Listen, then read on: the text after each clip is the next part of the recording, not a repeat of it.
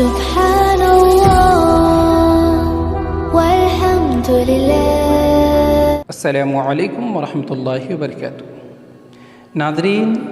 جس طرح مختلف کمپنیاں سال کے اختتام پر اپنا جائزہ لیتی ہیں کہ کتنا نفع اور نقصان ہوا اور اس کے اسباب پر غور و خوض کرتی ہیں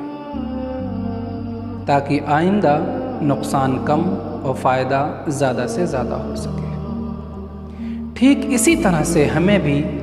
ماہ و سال کے اختتام پر اپنا جائزہ اور محاسبہ کرنا چاہیے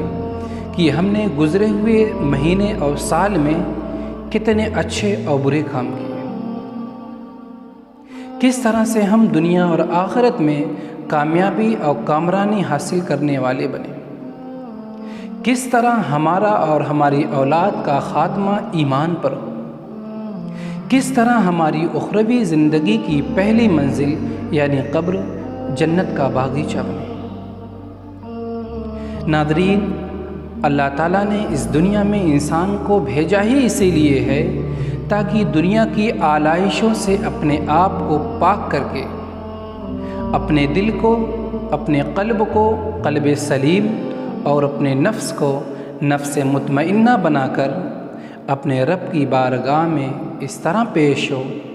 کہ اس کا دامن ہر طرح کی آلودگی سے پاک ہو۔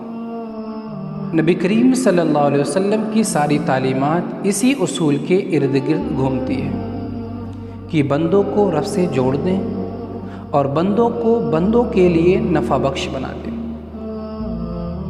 تو اس نئے سال کے موقع پر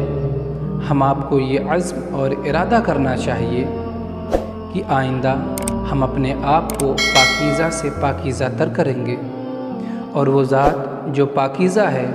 اس سے خود کو جوڑیں گے اور اپنی ذات کو بندوں کے لیے نفع بخش بنا دیں گے، اور ہماری زندگی کے جو ایام باقی بچے ہیں وہ اللہ تعالیٰ کو راضی کرنے کی ہر ممکن کوشش کریں گے۔ نئے سال کے اس موقع پر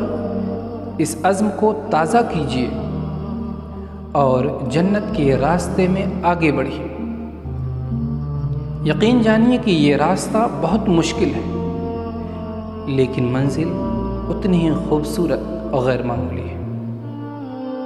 جب لوگ وہاں پہنچیں گے تو ماہ و سال میں جو تکلیف، جو پریشانی، جو تنگی دیکھی ہوگی وہ سب کی سب دور ہو جائے۔ اللہ تعالیٰ سے دعا ہے کہ اللہ تعالیٰ ہمیں اس نئے سال کے موقع پر اپنا محاسبہ اور آئندہ سال کے لیے عزم و ارادہ کرنے کی توفیق عطا فرمائے۔